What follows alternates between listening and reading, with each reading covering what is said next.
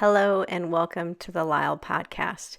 Before we get into today's episode, I want to invite you to an upcoming retreat. This is a spring 2025 theme retreat, and you can learn more by heading over to www.thelyhl.com. This is a time to rest, to pause, to reset, to listen to that inner voice, that find that divine spark to reconnect to what you're oriented to. So this is based on picking a theme for the year, a theme or a word for the year. And I do this annually, and now I'm so excited that this year it'll be offered quarterly. So this is the spring edition. You don't need to have attended the January retreat to attend this. This is online, so it's accessible worldwide, and very excited for this offering. And now, without further ado, here's today's guest. Rachel Meyer, welcome to the LYHL podcast. It's really lovely to see your face. You're back in the Pacific Northwest, which is where we met some time ago. We're, creeping towards a decade, I think 8 years ago, 7, 8 years ago. And we had just converged in Portland for a time. I think we were both there just a few years, and life has taken us on different journeys since then. I just, with the interactions I've had with you, I just have every confidence that me at the minimum is going to enjoy and benefit from this conversation, but I think the listeners will as well. So I'm so pleased to have you spending this time with us today on the LYHL podcast. Thank you so much, Elle. It's a total delight to be here. And I have to be totally honest, I'm super introverted. So anytime I do anything like this, whether I'm the host or I'm the guest, I'm sweating completely the whole time. And I'm nerdy too. So of course I sat down and typed up a bunch of I ideas of love all it. thoughts that are coming to mind. So get ready. But thank you. I'm really so happy to just be here and have time to chat. I'm thinking we moved to Portland end of 2015, and then we Hmm. left in, well, April 1st of 2017.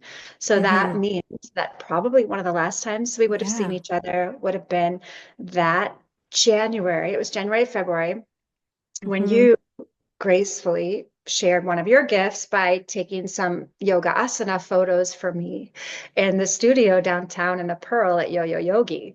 And I don't know if we saw one another after that, because at Huh? that we would have we had a lot of job changes happen very quickly, and we ended up moving to Boston August 1st, and then 16 months after that we moved to Basel, Switzerland, where Oh, for 6 years following. And so I now we forgot really, about the Boston part. Okay. Okay. See? Okay. it was a quick little hop on the way to Uh-huh. Switzerland. I think we always kind of knew that Switzerland would be the final destination, but we needed to land in Boston for a while first. And that was a total surprise. We loved it.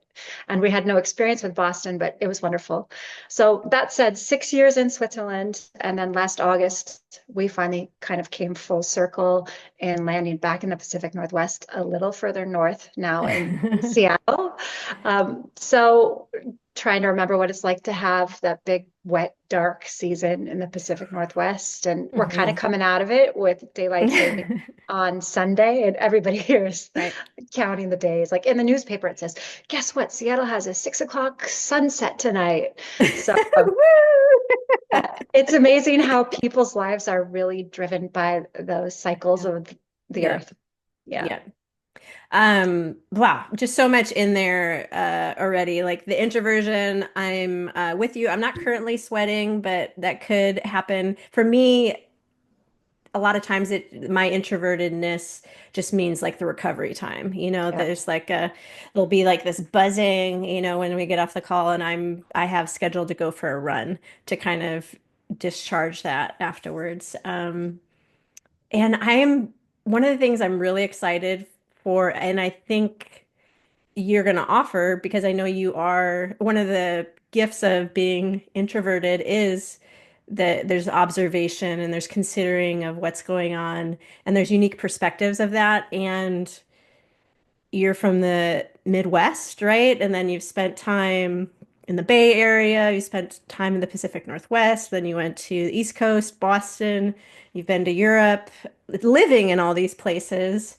And I think that, changes your perspective when you have that. So I'm really excited just to see, to learn from you of like how that plays out as you view and interact with the world. I also want to say, from the even those limited, well, I really enjoyed taking those photos with you. That was you made it really easy. You were so like, you knew just like what you wanted to do, and you had picked out such a great, even within the place you worked, you kind of knew the room and you knew kind of like the lighting and where to be, and it was a lot of fun. And still, when I come across those pictures, I just there's like a warmth, I guess, that I Mhm. feel. It was a pleasant experience. Yeah, and I just there's and I'm just so curious, and we've never sat down and really had conversation like this, but there's been things that I always felt like a connection to you.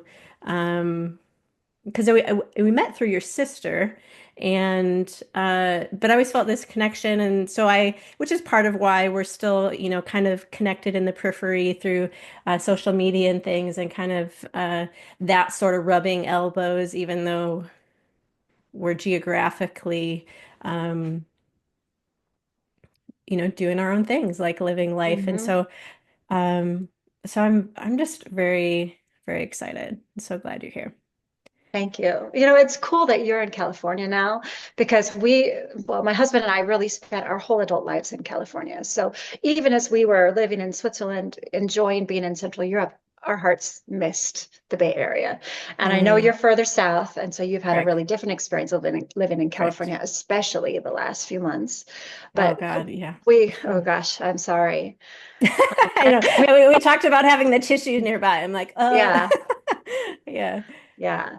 So we happened to be Mm, in Palm Springs 2 weeks ago, and it was the first time I've been to California in 8 years.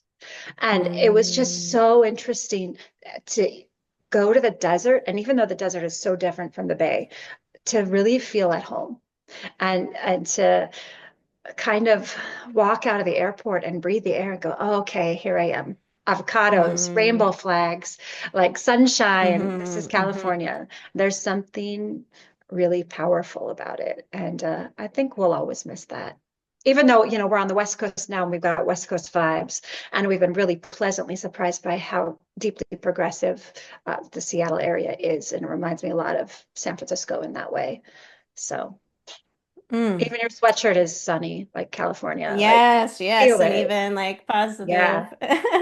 Yeah, yeah. I mean, what's it been? I've been in California from the Midwest, apart from that, the blip, the few years in Portland, since 2010. So 15 years. So now a large portion of my adult life. And you're right. It's interesting.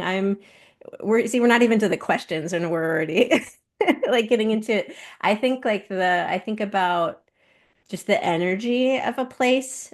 And this is something that I knew, experienced just even in my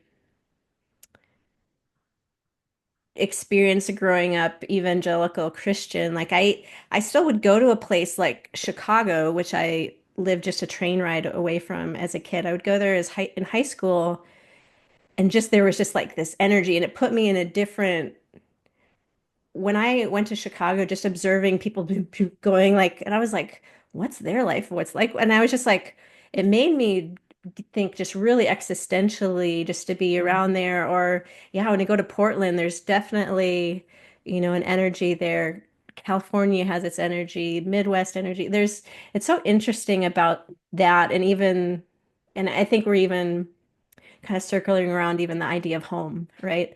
Of, and how those are intertwined. And there's something about a place that you could define and say, okay, I see, rainbow flags, or I see, or there's, citrus trees or avocado, or it's more sunny, the architecture, there's certain things, but there's also just like this intangible thing, which I'm just calling the energy of a place, just that feeling that it gives you, which I'm sure Basel has its own, and I'd be interested in Mm. what that is.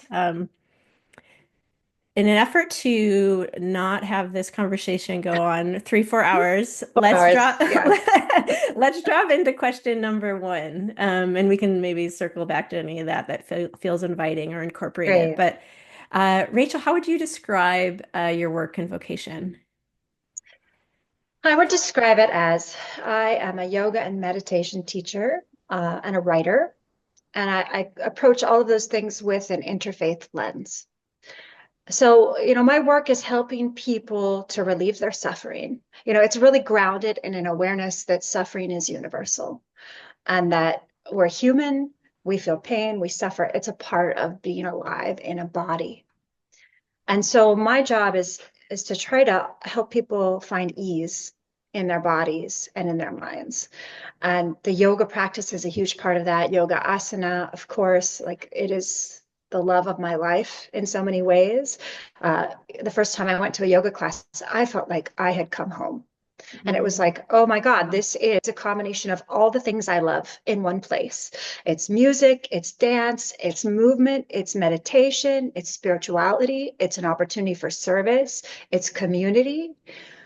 It had a lot of those aspects of the church we grew up with, but with hmm so much more embodiment and so hmm much more hmm sweat and Yeah. so much hmm more earthiness and Yeah. quiet. And so there's that introversion piece too. hmm There was such a sense of a refuge of coming to the hmm mat. And it has always been that way for me. And I remember being in a yoga class. Yeah, I think the first yoga class I ever took officially was in 2003, shortly after I moved to San Francisco. I was hmm running the hills a lot. And as you can imagine, I got terrible shin splints. And my roommate at the time, we were living right there, kind of in Lower Nob Hill near Polk Street. And my roommate at the time was going to this hot yoga class. And she said, oh, you should come with me. And I had heard of yoga. This is like late 90s, early 2000s. So nobody's Yeah, talking this is about yoga. And if you are talking about yoga, you're weird. You're a hippie, right? And I well, thought, definitely coming from the Midwest, like, yeah, exactly. yeah, And I yeah, had gone to undergrad in Delaware, which is, near DC area. So yeah. it's more urban, it's more East Coast, but it's a lot like the Midwest, you know. hmm It's So all in I the always head, all in the knew head. like, Yeah. yes, exactly. And I knew like I need to live in San Francisco. These are my people. This is going to be home. And of course Wait, it wait, ended wait, up wait, to wait, be wait. true. How did you know that? Like once you had moved there already, then you knew it was home, or what prompted Well, how did you know to even go to San Francisco? that's a good question. I mean, we're both Midwestern kids, right? So I Yeah. grew up all over, but mostly in South Dakota until I was 10 and then Nebraska until I graduated high school. And even age 15, like I was reading feminist literature and I was vegetarian Hmm. by the time I was 16. And I knew that I would not find my people in Nebraska. It's a heavily conservative Christian, red state, Trump voting, beef eating, you name it. So like Yeah, yeah, that's just so true. it Yeah. was a little bit Yeah. lonely. And luckily Yeah. we grew up in Lincoln. So it's a Yeah. university town. There were plenty of progressive, cool, hmm smart people. A lot of my friends had parents who were professors. But I knew I wanted to go and see and live in another region of the country. And so I ended up getting a full ride to Delaware. And so I hmm said, okay, I'm going there because my parents were a pastor and a teacher and they didn't have money to pay for college. So we knew it was up to us to find a way to pay for our university education. So I got a great scholarship, went to Delaware, met amazing people, had a great 4 years. But even then I knew like I'm going to really feel at home on the hmm West Coast. hmm And so there was this amazing radical feminist theologian named Rosemary Radford Ruther, who is a groundbreaker, one of the grandmothers of feminist and embodiment and even queer theology. And hmm she seemed really old at the time. Now I look back and she was probably like 60, but she was actually in Chicago, if I remember correctly. And she was going to be at teaching in Berkeley for 2 years. And so like I knew I had a 2 year window to study with her. And then I figured after that she'd retire and that was it. Of course, she ended up teaching for like 15 more years in Claremont. But So after I graduated college, I moved to Europe for a year and traveled and lived and worked in Europe. And then I moved to San Francisco so that I could follow Rosemary around for a year and study with her and take all of these classes. And I Wow. promise I'm coming full circle to all the yoga stuff. So I followed her to San Francisco, and while if I can back up just a little bit, before I moved to San Francisco, I had been living in Europe, and at this point, it had been about 10 months, and I was in Malaga, Spain area. And I got an email that my dad had been diagnosed with stage 3 esophageal cancer. And I was 22, 23 at the time. And so I'm literally, this is like internet cafe, old school. Yeah. Nobody's got a Yeah. cell phone. So I Yep. was standing at a payphone on the beach in Marbella, which is south of Malaga, kind of across from Morocco, and talking to my family about the fact that my dad had, been diagnosed with this. And I knew I needed to come home. So I flew back, and my family, my other sister was in Japan, my oldest sister. So we all kind of came together and were with my dad as he went through a really quite radical surgery and chemo and radiation in Nebraska. And about a year later, he was in remission. And so I packed up my Ford Festiva with everything I owned and drove it across I-80 to San Francisco and said, okay, here we go. Let's do this. So, yeah, I was then midway through grad school when the cancer came back. Mhm. And then he died in April 2005, which is 20 years ago this spring. So again, the timing is Mm. wow. I mean, two Mhm. decades is Mhm. real. But that was really the turning point in my life. I think Mhm. being so young when he was diagnosed, and then I was 26 when he died. And it was this strange, surreal moment because all of my friends were doing the things people do in their 20s, like getting jobs or buying a house or getting married or having kids. And I wasn't really interested in doing any of those things. I was much more interested in like a cool bohemian life in San Francisco. But the contrast was so extreme because at the same time they were doing all those things, I was burying my father. Mhm. And so like I began this really clear-sighted relationship with death and impermanence.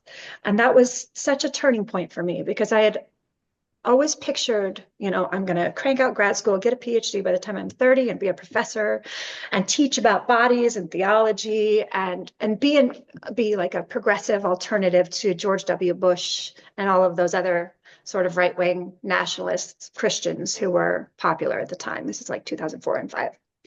Oh, excuse me. Sorry, I just yanked on my headphones, talking with my hands. So he died. And then I thought, oh, well, what's the point of anything if I just might die tomorrow? It was this big existential moment, witnessing Mhm. this kind of suffering. He was only 58, so he was really young. And I thought to myself, I can write all this radical stuff. I was writing a thesis about Karl Marx and actually queer theology and embodiment and how all those things work together. But I knew I would write it and it would sit in a library on a hill in Berkeley, California, and nobody would read it. And it wouldn't actually impact anybody's lives or daily experiences in their bodies. And so that was, I had taken my first yoga class officially a couple of years before that, and I fell in love right away. And I was going, twice a day sometimes. It was Wow. it was such a sanctuary and an inspiration, and it was home. And so in that moment, I really turned to yoga philosophy and Buddhism. And I Mm. remember so clearly driving to the funeral, and it was this huge funeral in this big, beautiful Christian Lutheran church with all of these wonderful people and all these pastors and people talking about heaven and Mhm. Mhm. purpose and Mhm. some nice, pretty ideas and beautiful Mhm. hymns being sung. It was Mhm. lovely. Mhm. Couldn't have been more meaningful. But I Mhm. remember feeling in that moment like the only honest thing was Buddhism, because it was the Buddhists who were talking about the fact that life is impermanent and that we all will experience suffering and we don't know Mhm. how long we'll be in these bodies and we will all age and get sick and die. And it was so refreshing to hear Mm-hmm. that Mm-hmm. perspective rather than Mm-hmm. kind of that very American sense of the denial of death, where you just shove it in a corner and don't talk about it and then Yeah. hope you don't have to deal with it. Yeah. You're right. So, Yes, exactly. Yeah. so Yeah. that really, especially as a writer too, in that Mm-hmm. moment, I fell in love with yoga philosophy, fell in love with Buddhism, and I thought, this is what I want to write about. This is what I want to Mm-hmm. teach. I want to help people apply this stuff to their daily lives. If they pick a magazine off the rack in the grocery store, maybe I can write an article that will actually help someone find a little ease or help them deal with their anxiety or their aching hips. And that felt somehow more tangible. And my dad's gift as a pastor was keeping things real and making theology accessible in a way that people really responded to. And I like to think that he continues to move through me in that way. I'm going to start Mm-hmm. crying now. Yeah. Um, but just It's because, welcome here. and I'm sure you can relate as someone who has taken yoga classes and who moves in the world of embodiment. Like, there's a lot of bullshit, there's a lot of woo-woo, and that's what I kind of resisted about yoga for a long time because I thought, oh, it's just like middle-aged white ladies listening to flute music. This is boring shit. And then, of course, I finally went to a yoga class and it blew my mind because it was Mm-hmm. athletic and sweaty and sexy and fun and challenging and all these things I didn't know it could be. So Mm-hmm. there's a really long-winded answer and No, to kind yeah. of like how I ended up doing what I'm doing. And I don't think I can tell the story of what I do now without sharing that inflection point. It's already 20 years ago in 2005. Thank you. I thank you for that journey. I think some things that are striking to me and to anybody listening is it comes across very much your gift with words. And so it's very clear that writerliness of you, just like the descriptions of, um, and my brain has just gone blank. I wanted to offer, I wanted to call back to some of the things that you stated, but there's like um, a poetic nature, even just to how you speak and just calling in details, like highlighting the importance of details, which I think to me, so my brain is such that I make connections. And so to me, this is not irrelevant in any sort of way, but in my journey of spirituality, to be present is to notice. And so thank you for offering that, just even as you answer that, air quotes here, like simple question, but it's actually, intentionally written in a way, asked in a way that will hopefully, you know, um, lead to deeper places. And thank you for taking us there. There's so much there. I think I'm one. So one, yeah, there's so many things that I'm like, oh, I want to know about this. I want to talk about that. I think one thing maybe we can start with or explore a little bit that feels different to me than my journey is you seem to have come to a sense of knowing very early in your life. Do you know what I mean? Or should I go on more about that? And tell me about knowing, Yeah. I of think knowing a sense of dharma knowing or purpose or knowing. knowing yeah, so knowing just yourself, I think. Like that to me it's striking that at such a young age, growing up, you know, with a pastor father, growing up in Nebraska, that you were like, I'm a vegetarian, you're discovering feminist writing, like, because this wasn't the air you were breathing or the water you're swimming in.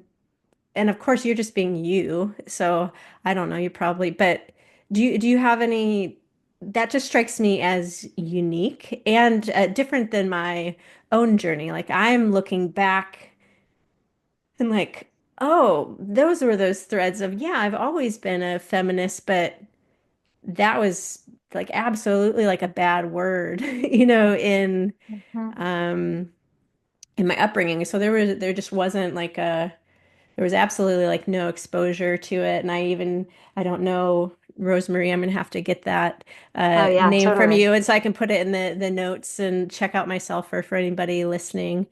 Or I said Rosemary, right? Rosemary. Does that make more sense, or what my kind of question is there? Yeah, it Is does. that did that just yeah, that's what's striking to me. So is the implied question is that something that you had to work to do, or how do you think that came about, I guess is maybe the question. It's funny that you ask because I feel like we probably had similar experiences being socialized as young women in the church. I was fortunate to grow up in a progressive branch of the Lutheran Church, very Mm, progressive, you know, female pastors, and even hmm then inclusive language in churches. You know, now I am mm, shocked that there are churches that do not use inclusive language. Like there are churches that still say he for God and his, and I blows my I mind see, I see, I because see. like Rosemary wrote this book, Sexism and God Talk, in 1983.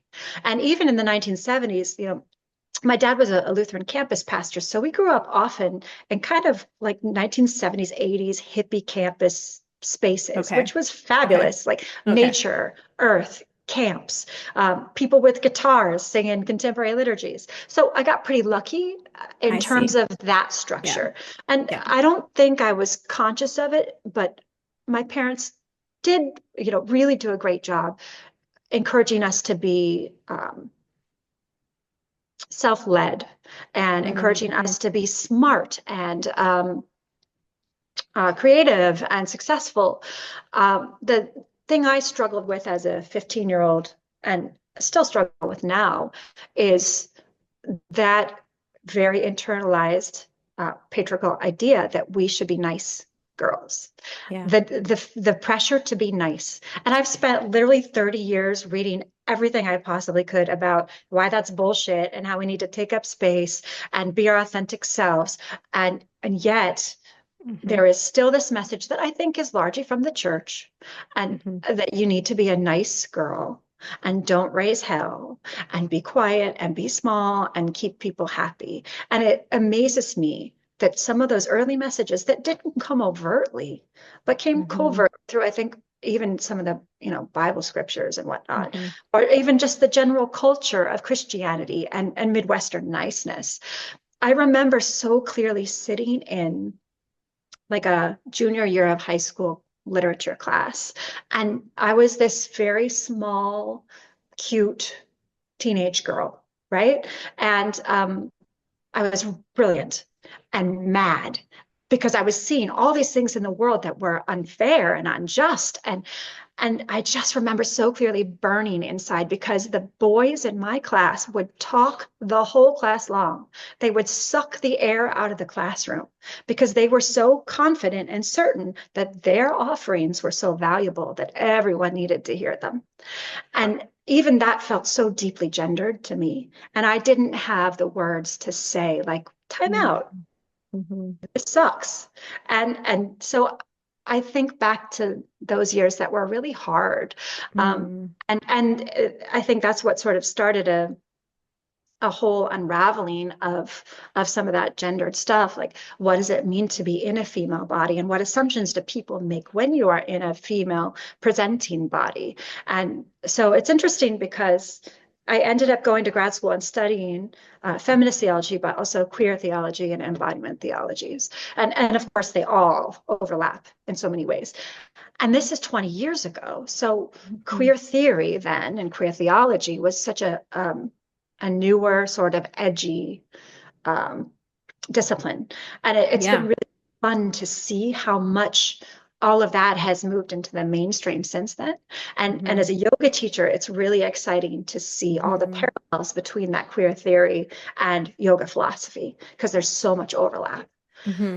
But I sure wish that I had had some of the tools that kids now have to kind Mm-hmm. of Mm-hmm. explode their gender expectations Yeah. and to Yeah. not have to operate inside that box. And it just blows my mind how we can be so conscious as adults and be aware of all of this sort of social enculturation, and yet still have to consciously fight against it Yes. in Yes. our 40s. Yes. So, so, It's so crazy. it's so much. And, as like for me, like if we think even like, so you're talking about like queer theology and that even to me, I couldn't probably list a single queer theologian. But in my journey of queerness, I went really, 4 decades just as somebody really like, is just attracted to men. That's what my experience of the world was. And then on my journey of authenticity, like I encountered some things and I was like, wait, what's happening here? And I wasn't closed off to it as, to the chagrin of certain people that have known me previously or loved me previously. And just even my personal experience is like there's a couple things I want to try to say if I can remember them. One is just experiencing that as you move towards freedom, that it's a slippery slope, Hmm. meaning you kind of start to lose control of where it's going to take you. So if you open yourself up in one way, and my brain is making connection to any sort of embodiment practice or any sort of thing in the arts, something that's creative or um, sensory, right? That you start to get to know yourself better. You start to know what your body is experiencing. You get to start to trust it more.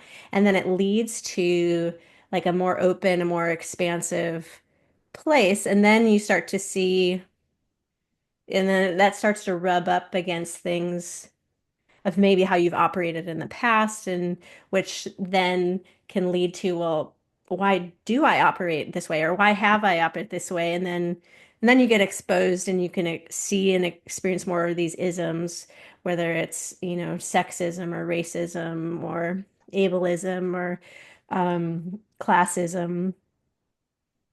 So that kind of emerges in my mind, and I think I lost the other thing I want to say, so I'll probably um, just pause there. But there's such a deepness, I think, in that. Um, like it definitely, so me, I guess if I kind of wrap it up instead of just like dropping off, that like my experience of queerness has absolutely changed my relationship to God. And some people still to this day want to make me think that that's distanced me from God. And Mhm. it's quite the opposite. And there's this journey of, oh, there's so much more to you. And what you're talking about, like of the cultural shifts that have allowed kids to have more resources. Like I can't imagine it's hard enough for me as somebody in my 40s and what it's cost me, and let alone to. And this is somebody that I know myself so much better, but there's still all these ways of discovering and unpack things versus when your brain isn't even developed fully as a teenager and you haven't really had autonomy to, live your life freely. You don't have the skills nor the Mhm. autonomy. Yeah, and so I'm ending just again coming back to this place of being impressed and that's the word that's coming to mind of like there's not a comparison thing, but it is like wow, like she was having these questions like so much sooner than me. um I love hearing about your journey. I don't know that I found any answers, but what I hear you talking about is the fluidity that comes with a queer perspective on life. And I think Mhm. that word is Yes. so useful in such a broad way. It's Ag- countercultural. And in Agreed. that regard, I think I encourage everyone to operate in a spirit of queerness. You Agreed. know, yoga is countercultural and Hmm. feminism is countercultural. Being in our bodies and feeling our feelings is countercultural. Agreed. And also living in a way that is open to change, open to impermanence. The whole, idea of a queer spirit is this idea of taking on an identity and then wearing it for a while and taking it off. And this is like Ram Dass, we're all God in drag, right? And Hmm. we're all in drag, whether we're Hmm. wearing cisgender yoga clothes or, Hmm. a drag queen outfit. And so an openness to play with identity and not get stuck in identity and not get attached to it and think that Hmm. the person we were when we were 20 is supposed to be the same person we are when we're 40. That's a queer approach to life. And Hmm. that is yoga, Hmm. because everything about yoga says there's nothing you can cling to. Even this body's going to die. And Hmm. we can't cling to a concept of self, because Hmm. that is always changing and our self is always defined by our relationships. Hmm. And those are in constant process. And so this is process theology, right? But it's also queer theology, because it's recognizing the inherent instability of our very selves, because who Hmm. we are is always influenced by the people and the places and the things we're in relationship with. Hmm.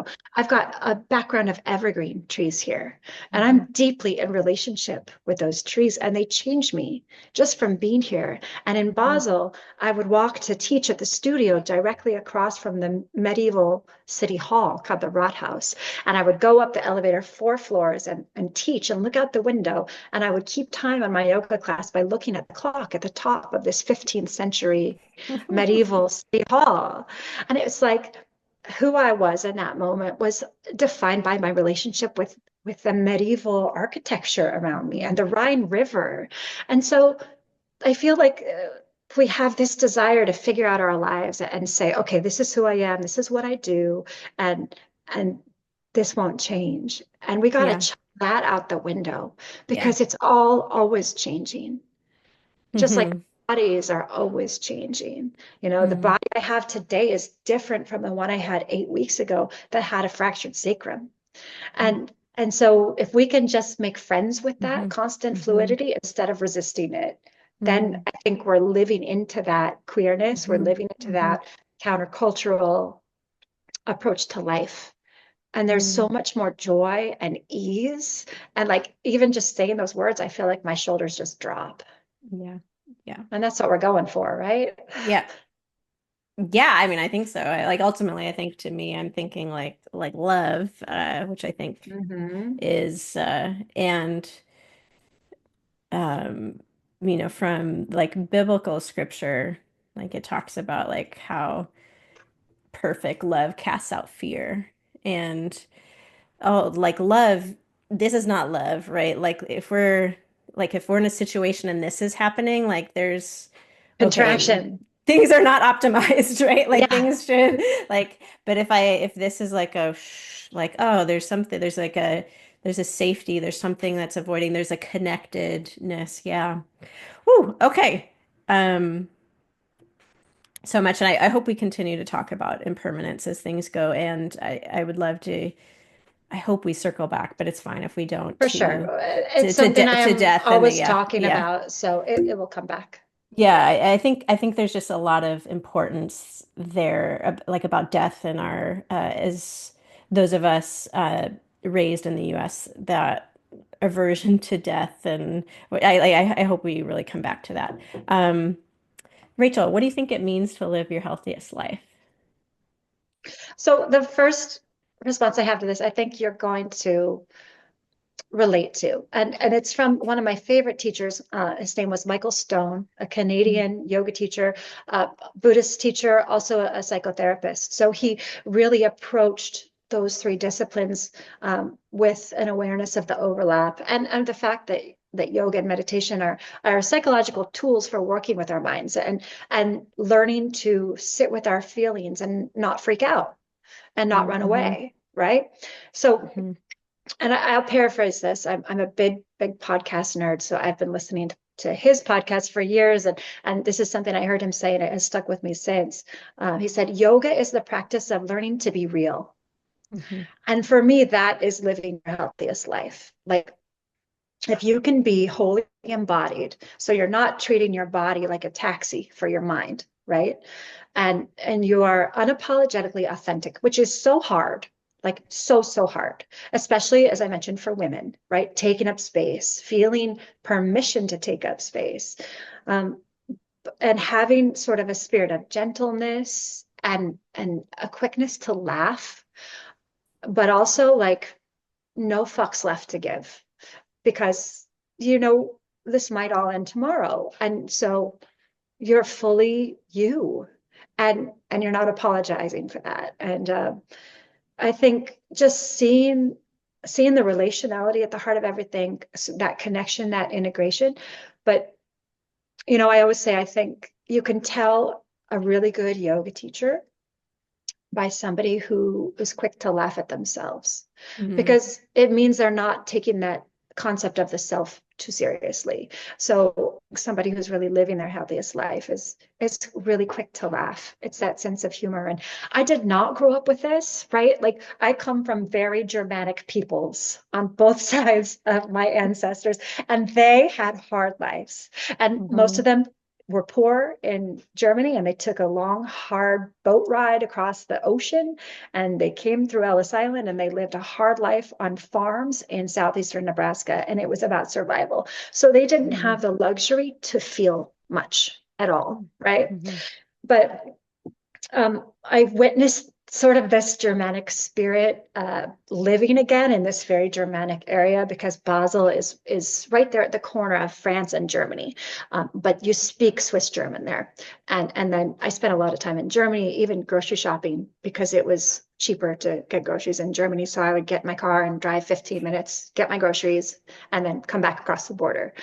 And Germans are great. They're super efficient and productive and rational, but they don't Mhm. laugh very much. Right. Yeah. Like, I mean, if you want to feel warm and loose and open, you go to Spain or Italy, right? Yeah. Yeah. Right. Yeah. Um, for me, that's really something I've had to learn. And I'm happy to have figured out how to tap into that. I give my college friends a lot of credit for that. My guy friends in college taught me how to laugh. Mhm. And I hope that that's something that I can pass on to my child, Mhm. that we can laugh at ourselves too. Mhm. Like I Mhm. remember my older sister was a church camp, day camp counselor. And as a part of this, they would go and stay with different families. And I remember her coming home after a week with a family, and she's like, it was so wild. The whole family was just ripping jokes about grandma the Yeah. whole time, and Yeah. humor. And I didn't grow up with that. And so I'm hoping to Mhm. cultivate that Mhm. more in my life now. Mhm. And to me, that feels like yoga. That feels like living your healthiest life for sure. Mhm. Yeah. And then if I could just say Yeah. a couple more Say it. things. Um, Say it. and we touched on this already, but like being in relationship with death, I think Yeah. is essential. Having that clear-sightedness around death and impermanence. It's interesting because last night was Ash Wednesday, and I always have this really sweet fondness for Ash Wednesday, even as I've let a lot of the Christian traditions sort of fade. I think it's the most Buddhist of Christian practices, this idea that you have got a cross of ash on your forehead and you're reminded that you are of dust and to dust you shall return. And again, that just feels so real and so honest. And it kind of puts everything in perspective. So I think that's a really important aspect of living your healthiest life. And then the last two sort of aspects of that would be a grounding in nature. I Mhm. think of, I went to college and I read the mystics like Annie Dillard and Edward Abbey. I took a seminar on religion in the American wilderness, and it was just the best thing ever. Mhm. Because, of course, it's transcendentalists like Henry David Thoreau and Ralph Waldo Emerson. And those guys in the late 1860s, 1870s, were already incorporating Hindu philosophy, which was radical for a bunch of like rich white guys in New England to be suddenly referencing Hinduism. But when I discovered their writing as a high schooler and as a college student, it was like everything clicked.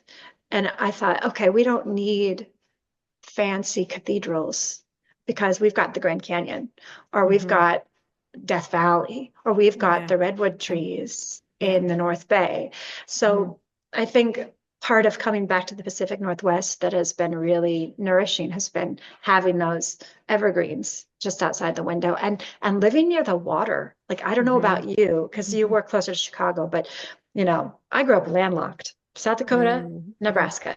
So for me, it always feels like a revelation to have the water like right over there and Mm-hmm. even to just feel the energy of a much more watery space. Mm-hmm. That was, we loved so much about living in Switzerland, but it also was quite landlocked. So Mm-hmm. when we were able to go places like Lake Lucerne or Interlaken, which is on Lake Thun, it always felt like a big exhale, like, okay, there's the water. Mm-hmm. So Mm-hmm. this is a Taoist approach to the world, this idea that to live well, to be who we are, we need to be like water. We need to be fluid, not resist the rock in our path, but just simply go around it, Mm-hmm. and give ourselves permission to change form in the same way water does, right? Mm-hmm. Steam, ice, liquid, and know that its essence is still the same, even as its outward form changes. And so that gets us right back to queer theory and yoga and all that good stuff. So it's all connected, right? Oh man, yeah. I just want to do a series with you. I'll just have you on as like a permanent guest. Um, I told you I was really excited about all these questions. And I think you probably understand this as an introvert. Like, I don't want to sit here and make small talk with you. I want yeah. to sit here and talk about the meaningful shit of life. Yes, And that's yes, exciting. And yes. Yeah. that's energizing. Yes. And it builds that prana, that life Yeah. force. Yeah. So I Yeah. appreciate the Yeah. I opportunity. I mean it is, I think, such a and it's getting revealed more and talked about now and appreciated, just like the power of and the gifts of introversion. And I think you're just really exemplifying those today. It's like, I really can't take notes fast enough. I'm on post-it number 8 already and trying Excellent. to, and I'm like, which name? Who's that? Okay, um, I'm gonna have to work on this to get it in the show notes. But I love the example of be like water. I feel like this touches such a deep place in me because some of and we'll ask in a little bit, kind of like what, actually, that's our next question. So I'll start and then you'll follow. Kind of like, what are you currently learning about living your healthiest life is where we're going next. And um, that this Tao is be like water, that, okay, you meet an object and just like water, you're going to flow around it, or the different physical forms of water. So, okay, we can evaporate and we can become steam or water vapor. We can become ice, and there's actually an expansion with ice. You take up more space. The molecules just need to be spaced more out, and we can be liquid. And to me, I feel like that's something I'm learning so much is right now in like my journey of queerness, which I absolutely relate to. This isn't just like a romantic thing. This is absolutely just not a sexual thing or eros. This is very much a way of going through the world. And even as I evolve and I examine things that I'm brought up with, or the things you're talking about, like, oh, still in my 40s, I have to, oh, I'm nice. Oh, like, I don't, Yeah. this is not a value I have. And then, okay, but then seeing it emerge somewhere and being curious about that. And okay, what does this say? And what does this invite me to? I have this, I don't know that I've expressed it much. It feels, but it's absolutely internal a lot because I feel like I'm increasingly me. Like I feel like Mm. and even that's a project that is in the works right now that's emerging, is this becoming divergent, that as I'm becoming myself, I am going to, and that this is, and I don't think this is just my journey. I think this is kind of like the invitation, right? Which is, um, just, I think, a different way of saying what you've already said when you're talking about how can we show up? um, as we are in the world. And so I feel like, but my core is being expressed, my essence is being expressed even more. I'm like, no, I'm still me, but people can see.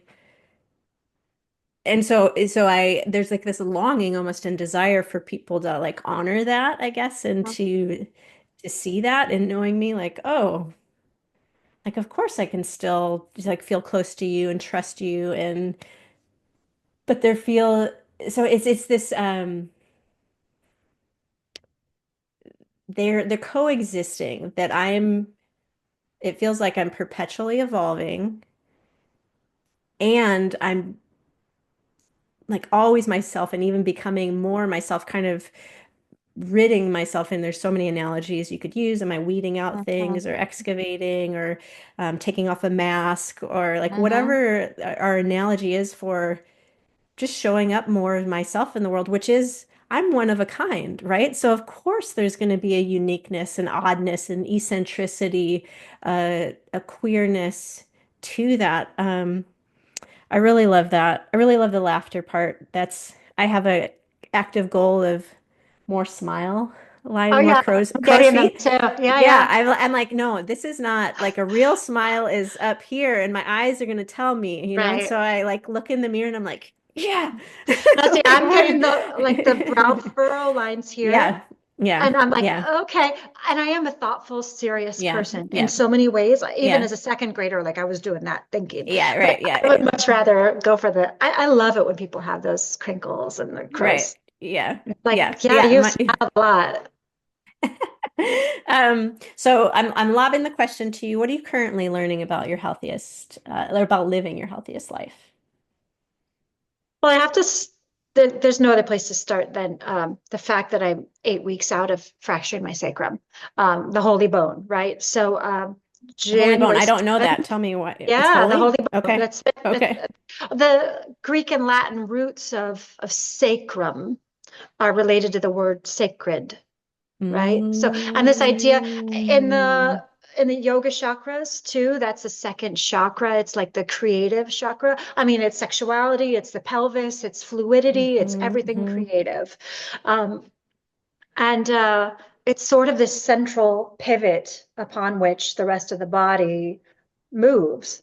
So it was Tuesday, January 7th, the same day that the fires really exploded in LA.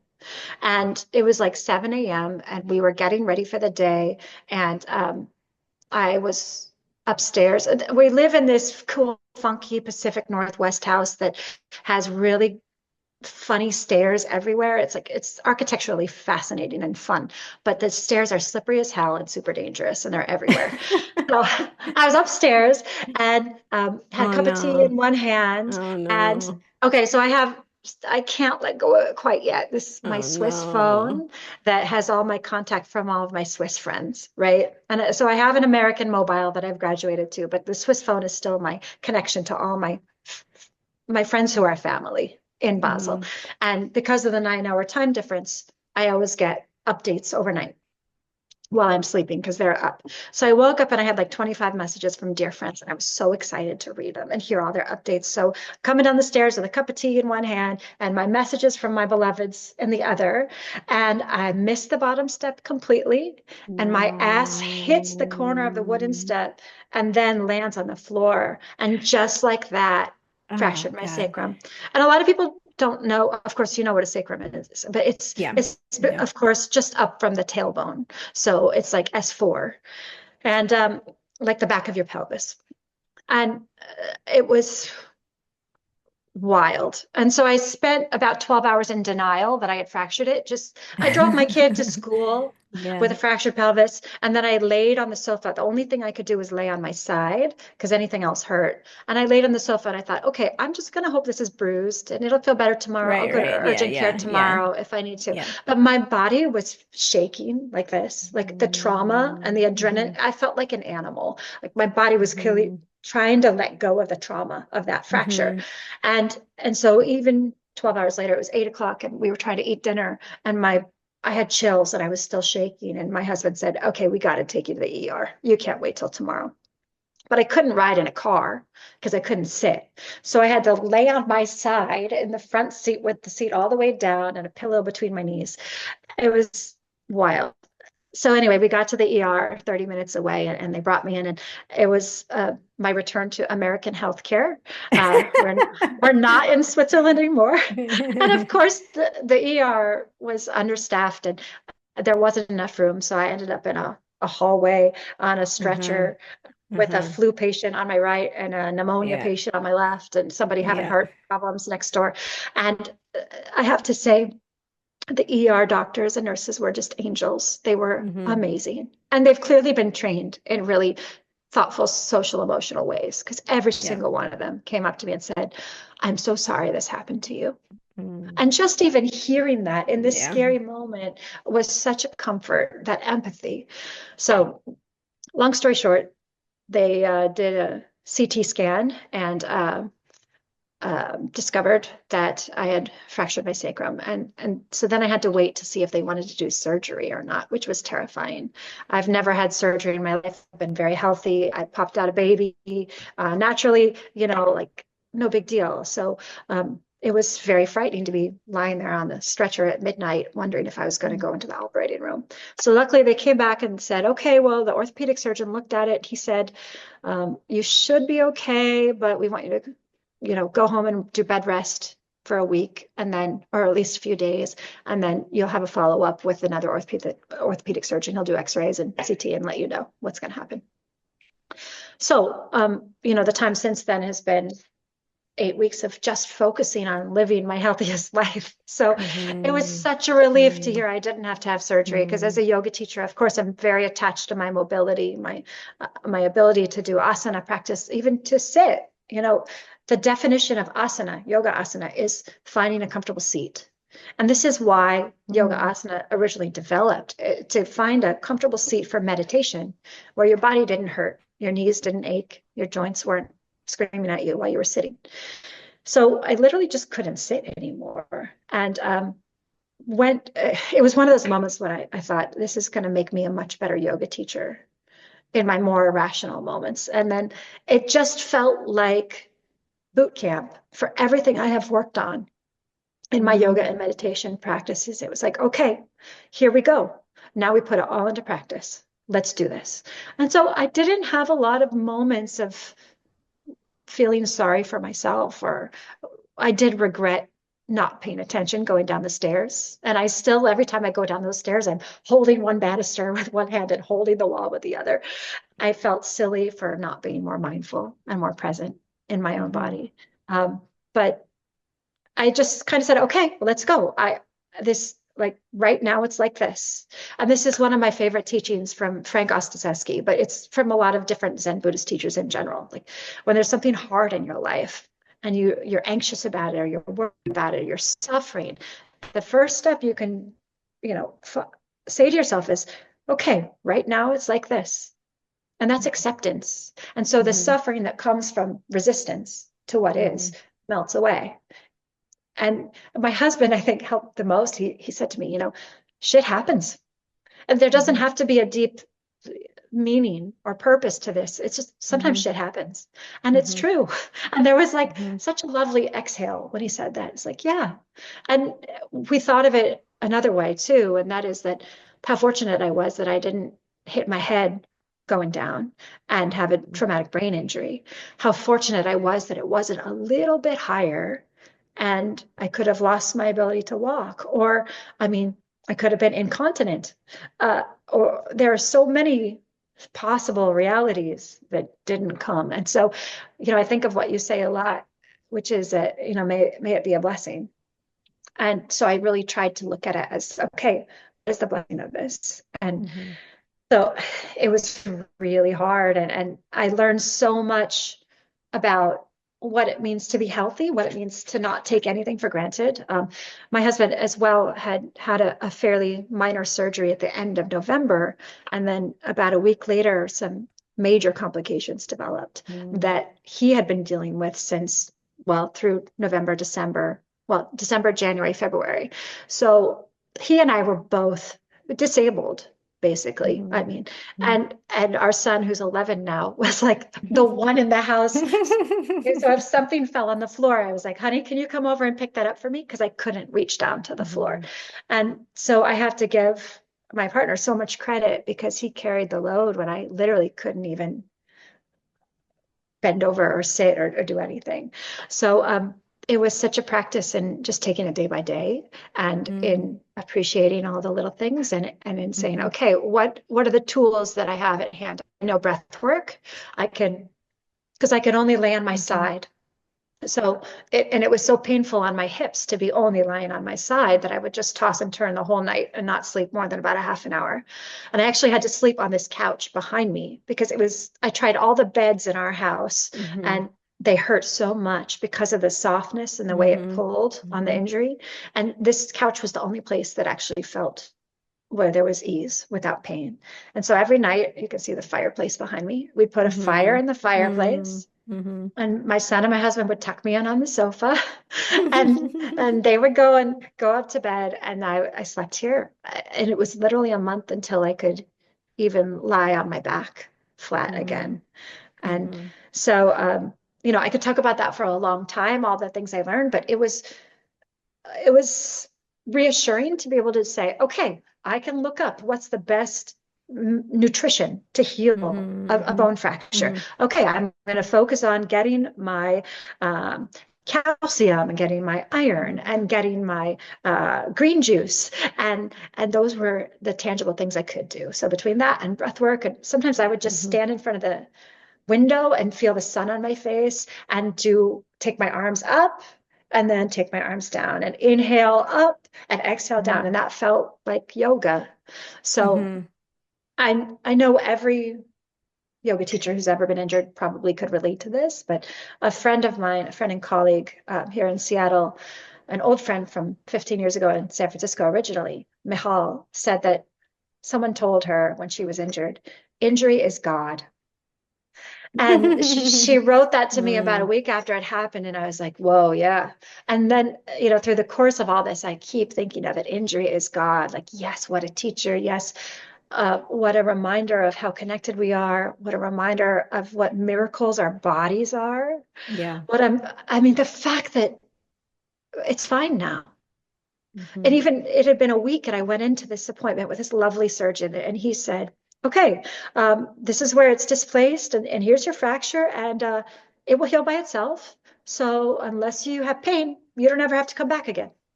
Mhm. And I was like, that's it.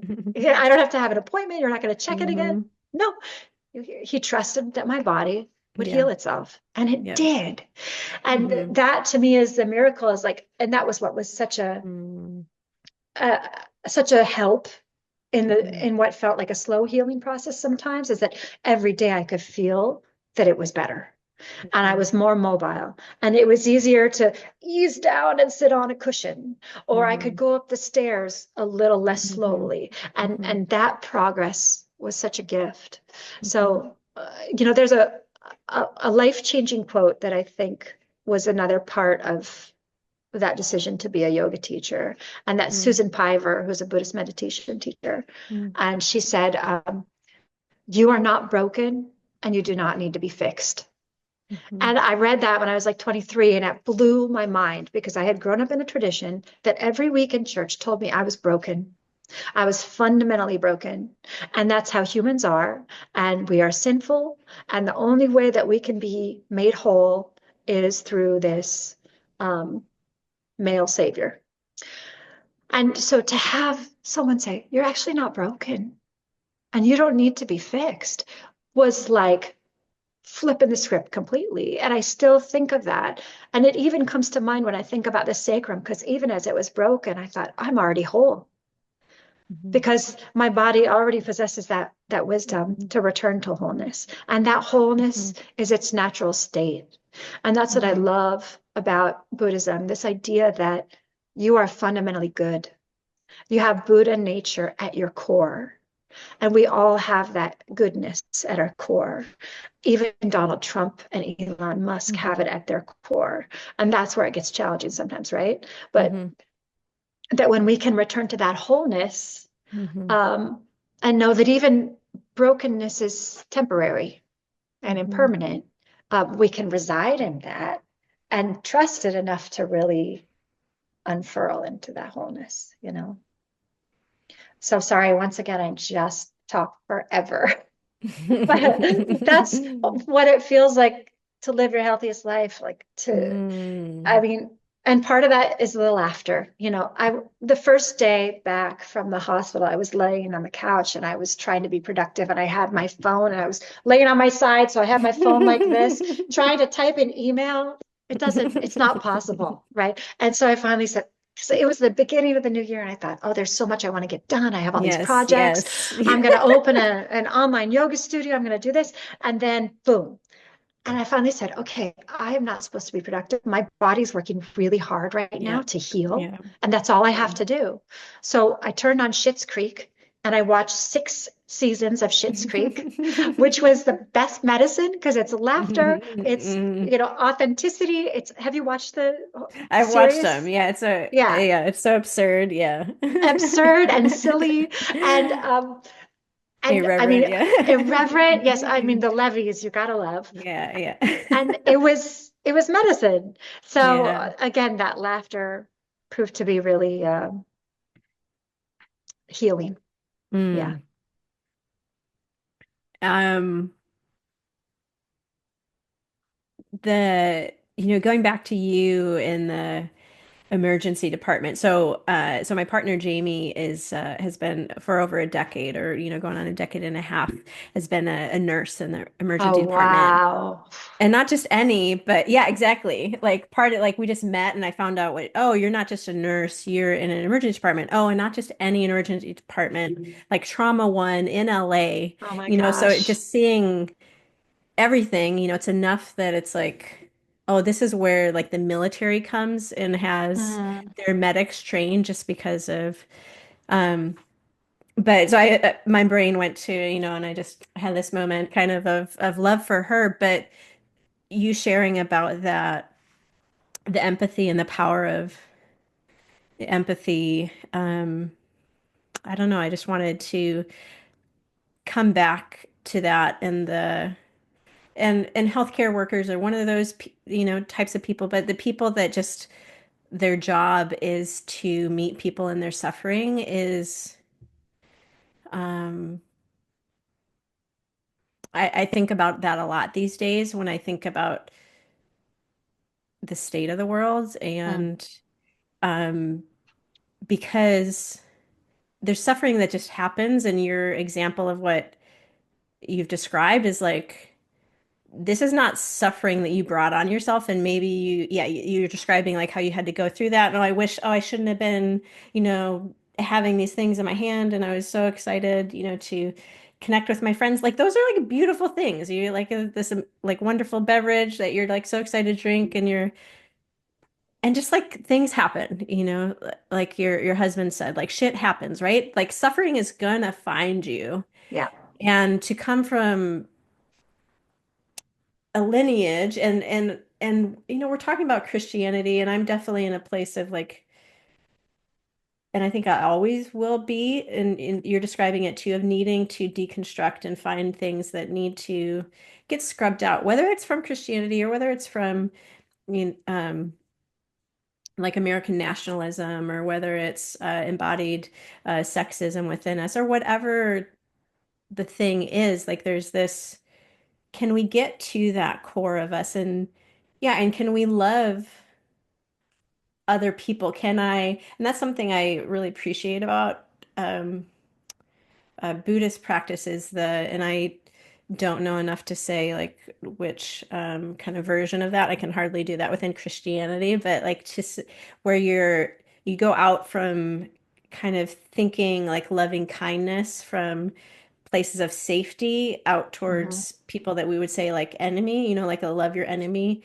kind of thing, people that have harmed you. Or so you think of like a Trump or Elon, or we could just be, so broader and say like capitalism, or broader and say things like, military industrial complex, or things that, but can we, when we're talking about people, so I guess we don't need to love isms, but love people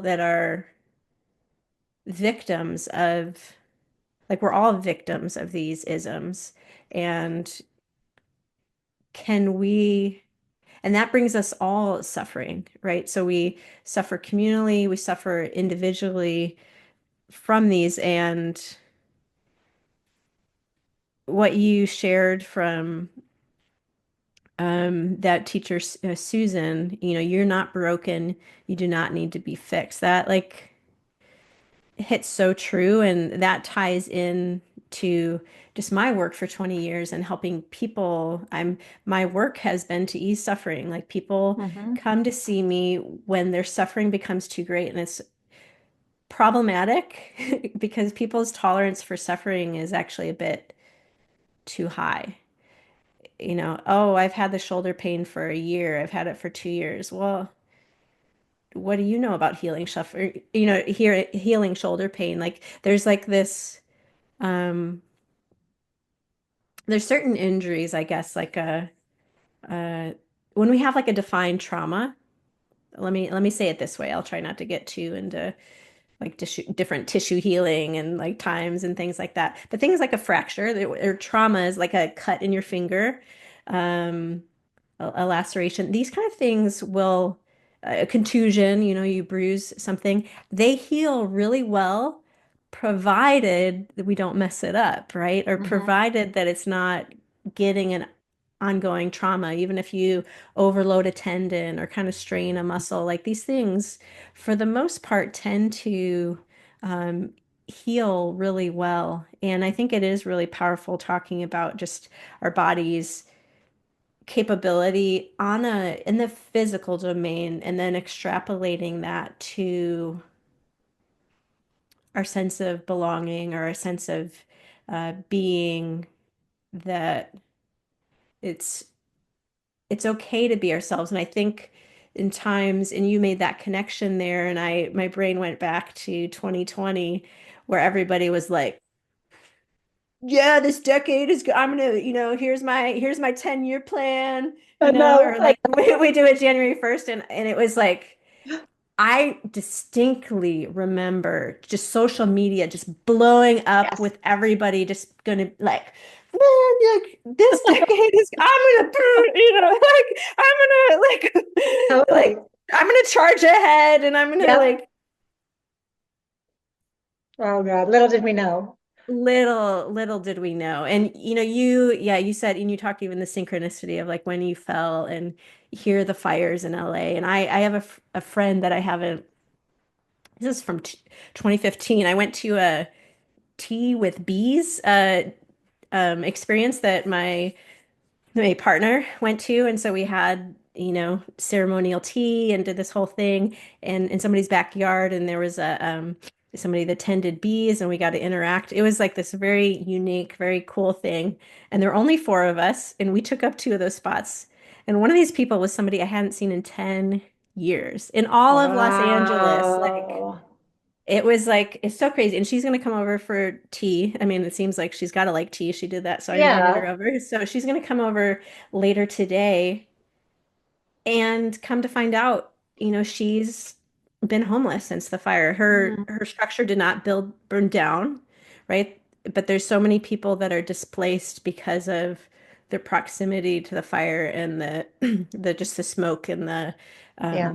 pollutant and chemical damage to uh, to the structures. And that same kind of like, it's something, there's like this deep, deep, we're never gonna arrive thing in life of we are invited to participate. And there's things, and there's this, so invitation to participate, and really like there's so much we're not in control of. And so you like trying to like write the, Oh, I'm imagining like the rotate thing being on yeah, your phone, and like it exactly. wouldn't, and like you like, Automatically. yeah, and it's just like, oh, and then once the keyboard gets big and sideways, it takes up the whole, you can't see what you're writing. And I just There's like, no chance. but like, oh yeah, I'm gonna, I've just moved back, we settled in, now's my time. And I relate to that so much in this next season of my life where I'm I want to do more proactive, less reactive work of, oh, you got injured, let me help you, but more like, hey, everybody, I know how you get injured. Like, let's not get injured together. And just taking what I've learned about human behavior. Because if I'm going to help somebody through their physical pain, basically I have to change their habits, right? Right. Like Exactly. you to get healthy needed somebody to tell you, like, this is what you kind of need to do. And if you had continued to sit and push through it, you would not be sitting here being like, way to go, Right. body. You would be Exactly. like, and I love it. Oh my gosh. You came up with this? This is so good. Not using my body as a taxi for the mind. Oh, I can't take credit for that. Different meditation teachers Yeah, have offered that over time, but it's so true, right? This it's so idea good. that we're just like a meat suit, and then our brain is the primary actor here, Correct. and the body is just Correct. peripheral. Correct. So Not at yeah, all. so from my learning, I've seen so I have this paradigm that I call the pain pendulum where people swing between like emotions and beliefs because we're not listening to the body. And so I'm super excited going forward of like your body, you have like so much knowledge, but you just don't know the language of your body.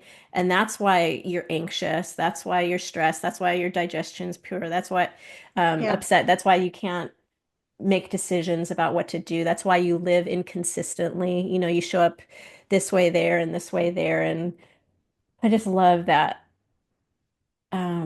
possibility of, yeah, just living this more uh, integrated way. And I think what you're describing of, and just even bringing yoga, and I'm so grateful you defined yoga asana because I would have no idea how to define that. When you first introduced that, I was like, you Mhm. said yoga and yoga asanas, and I was like, what? So this is so powerful. I can't wait to re-listen to this, but we have one more question. Okay. What's something you wish people knew more about living their healthiest life? Oh gosh, I have Yeah, so many different things that we could bring talk it. about for like 3 more hours. The first thing I would say is it's not too late. It's never Mhm. too late. And part of that, my family, we've been listening nonstop to Lin-Manuel Miranda lately. On Sunday, we got to Mhm. go see Hamilton in Seattle. Okay, And of yeah. course, there are tons of the whole running theme there is why do you write like you're running out of time, right? So Hmm. about running Hmm. out of time and death and life being short. And then we've been Mm. listening to the soundtrack to Vivo. Have you heard of Vivo? No, is that VIVO or what's, Yeah, yeah. because you don't have small children in your life. No, I And do not. it's no longer small, but for some reason we got to talking about it and we watched it again. And it's the most beautiful, fucking heartbreaking piece of art. I highly recommend watching it. You'll cry beginning to It's end. a film? Is that what It's, it, I don't it's even know what it an, is. an animated film on Oh, I Netflix. love animated Oh, films. Okay. I was too Okay. cool for animated films until I Oh, had. I love, oh, yeah. And so there's a whole Yeah. series I had to catch up on. And now Okay. I'm a believer in the emotional depth of and the Yeah. messages of animated films. But Yeah. it's this beautiful film set in Cuba, and it's all about music and all about having enough time to tell the people Mm-hmm. you love that you love them and to make music with them. And it's life and Mm-hmm. death and music. And I'm going to cry again. But Lin-Manuel Miranda writes all the music for this too. Oh, And okay. so Okay. again, Okay. Okay. and we've been singing it all day at our house. This idea, it's not too late. You can begin again. Mm-hmm. And this is a very, yogic idea, the idea that you can always begin again, that every inhalation is a new beginning. Every exhalation is a little death. And so the next time you inhale, there's your fresh start. You are no longer what you were before. And it's always, I think, especially I see it in Americans and seeing the contrast in how Swiss age and how Mm-hmm. Americans age. And Okay. something that really inspired me there in Switzerland is there's this epic national hiking and walking culture. It's a part of life, and children Mm-hmm. do it on Sundays. It's essentially a Sabbath. All the shops are closed, so you sure as hell better get your groceries on Saturday because you're not going to get anything on a Sunday. But as a Mm-hmm. result, families go out and hike all day together. Nobody goes to church. It's a highly agnostic culture, even though you've got all these beautiful cathedrals. But people get out their Nordic walking poles or their hiking sticks and they hop on the train or they hop on the bus and it takes them up to the Alps. And there are bus stops at the tops of the Alps because it's Switzerland, and they hike. It's amazing, and it's like church. Yeah. And as a result, like on a Sunday morning, if I was going to teach a Sunday morning yoga class and I'd walk down the hill to get the train into downtown Basel, and I would be waiting there with a plethora of like 70-year-old Swiss people with their hiking poles and backpacks and water bottles ready to go hike for the day. And I Mhm. just feel like, when you stop moving, you die. And so I wish people knew that they can continue building those healthy lives, that, once you hit 50 or 60 or 70, you don't have to give up, that you can still find ways to incorporate that daily movement, even if it's a 10-minute walk or a 10-minute yoga practice, and or just, stretching before you run out of the house for the day. That if you do it in, small incremental ways, it still counts. And that can be life-changing. So for me, that's something I for sure, have taken away from that time in Switzerland, but also my walking practice is just as important to me now as my yoga practice. Like, Mhm. especially here when the sun actually comes out, I'll Mhm. often go 45 minutes before I need to pick up my son from school. And I've got my Nordic walking poles, and I'm the only weird American who uses them. But I take a walk in the beautiful neighborhood next to his school, and the sun's shining and the birds are out, and I listen to an audiobook or a podcast, and I never feel more alive than Mhm. in that moment. So if there's one, practice I could recommend that I think is even more accessible than yoga, it's walking. Mhm. Mhm. So that's definitely, I think, something that's going to stay with me the rest of my life. But Mhm. the other thing I'll mention is that has been such a pleasant surprise is you can find teachers in really unexpected Yeah. places. Like one of our best teachers for us the last few years in our family has been football. And by football, I mean soccer, right? Okay. Like European soccer. We didn't know a damn thing about soccer before we moved there, 2018. And then my son started playing as a 5-year-old and played with a club on these 6 years. And we fell in love with European football. We became regulars at the matches at FC Basel at St. Jakob Stadium. And we are addicted to football now. We get up in the morning and we check the scores. We, watch Champions League games. Yesterday, I unrolled my yoga mat at noon and watched the Champions League match while I listened to your podcast. And it's it's amazing. And I didn't grow up in a family that did a lot of team sports. I don't know if you were more individual or team athletics, but Oh, it's been a really I was a new soccer player. That experience. was me Oh, well, there you personally. go. Yeah. Yeah. Perfect. Yeah. So you totally understand. Like Yeah. I had so many, I think, judgments about it. Oh, it's Mm. all toxic masculinity. It's all, meaningless, just kicking a ball around a stadium. It's so full of opportunities for cultivating empathy, for like true embodiment, for being out in nature, for building community, for finding a sense of belonging. We are obsessed, and I'm in love with it. And I just think, like, I started sociologically, it functions like a church. To be in a big European football stadium and a quarter of the people in that stadium are chanting in Mhm. German. It's Mhm. like a liturgy in church, and it's Mhm. so powerful. So I started teaching yoga to my son's football club, and learned so much just from developing a program for them about, what does yoga for athletes look like? And how can we make these concepts accessible in a way that's relatable? Like, how do you work with your mind after you miss the penalty kick that lost you the World Cup trophy? Mhm. And there's so much valuable learning there. So Mhm. it's been really fun to watch my son participate in it. It's been really hard too, because you don't want to see your kid suffer when they have to sit on the bench or when they don't get called up for that game, or they miss Mhm. that penalty kick or whatever. But I've been so pleasantly surprised by that lesson in my life, and I think we need to stay open to those kinds of Mhm. unexpected teachers. The other one Mhm. is last fall, we said, okay, we're going to start a new routine, and that's every Saturday night we're going to watch a Marvel Avengers movie in consecutive order from the first Captain America to the latest. Do you have any awareness of Marvel Avengers? I've kept it at arm's length. Yeah. Other than, I was all about Black Panther and like I Yes. watched like Wonder Woman, so uh yep. Okay, so same here. Never watched them growing Hmm. up. I always kept them over there because I thought, well, that's gratuitous violence. Like, come on, give me a break. Who needs that? They're fucking great. They are anti-fascist. They're deeply anti-fascist. They're so full of humor and wisdom and embodiment for sure. But like they're asking and answering these big existential questions about life and meaning and purpose. And then Tony Stark makes an irreverent joke. And I mean, I have to really highly recommend them all. And Black Panther, of course, is one of the best. But they've also been a wonderful vehicle for talking about things like the Nazis and microaggressions, racism against Black men in the United States, and the fact that there's a question of whether Americans would accept a Black Captain America because of their problematic history of racism.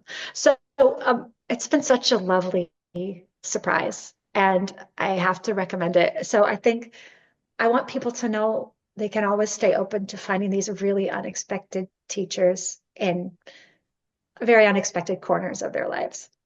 Wow, I love that so much. And I am really surprised that you said Marvel movies and probably the sports. Yeah, yeah. Um, what a delight this conversation has been. I'm so grateful that you've taken the time to share yourself with me, with us, that you have loaded us with so many things to follow up on. If and I have show notes, so I'll share things. If there's anything that you want to offer to people, I'm happy to include that. You could say anything kind of now as well. Um, I'm trying to think just in summary of what um, I'm looking down, looking at these notes. Yeah, I'm just so grateful for how you've yeah shown up in this time here, and I know that I just have uh so much that I can learn. Thank you for being one of those teachers out in the world, and yeah, just so glad that that you spent this time with us today, Rachel. Thank you so much, Elle. It's been a real joy, and I feel really invigorated and alive and full of prana or life force. And it was such a wonderful project to even just sit down and be present with some of the inspiration behind your podcast and to sit down with your work too. Like, I love what you've said about how art is essential for healthy living and how we need to make art and Mhm. make music, and those artistic aspects of ourselves are just as essential as anything else, and so often they get shunted to the periphery, right? Mhm. But Mhm. I feel the truth of that, and I'm so grateful Mhm. for all the creative work you're doing, and you really inspire me because I've got, what did you say in one of your podcasts? You said that you'd been thinking about creating a podcast for a while, but not really strategizing, but just dreaming from a safe distance. And I wrote that down because I was like, yes, this is my life. I'm dreaming from a safe distance. I, thank you for inspiring me by, being an embodied example of somebody who's making all of those artistic visions come into being. Because I Mhm. hope that this year can also be one of that kind of creativity in my life. And it sure Mhm. helps to see somebody else doing it too. Oh my goodness. Thank you. Thank you so much. To all our listeners, may you always see the blessing. Thanks for listening to this episode of the LYHL podcast. I'm so glad you're here. If you liked what you heard, you can find me on Instagram and YouTube at the Elle, as well as on my website, www.theellebetrell.com. Of course, you can find me back here at the next episode of the LYHL podcast. There's numerous ways to support my work so I can keep helping you live your healthiest life. You can do this financially via links on my website or the show notes, by subscribing to the podcast and YouTube channels, by joining my newsletter community, aptly named the LYHL newsletter, by rating the podcast, by sharing with others, those you meet, and participating in coaching sessions. It's my passion to help you live your healthiest life. I'm so glad you're here. I'd love to hear your thoughts about what you're learning and the insights you're gaining from these conversations. May you always see the blessing.